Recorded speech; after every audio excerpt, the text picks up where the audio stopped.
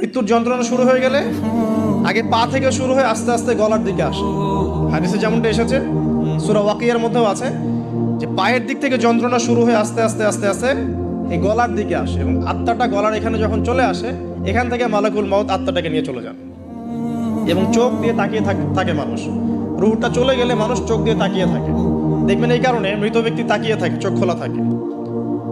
এবং তখন আসমান থেকে সিঁড়ি নামিয়ে দেওয়া হয়, ওই সিঁড়িতে করে আত্মা চলে যাচ্ছে, ও তাকিয়ে দেখে যে আত্মা চলে যাচ্ছে।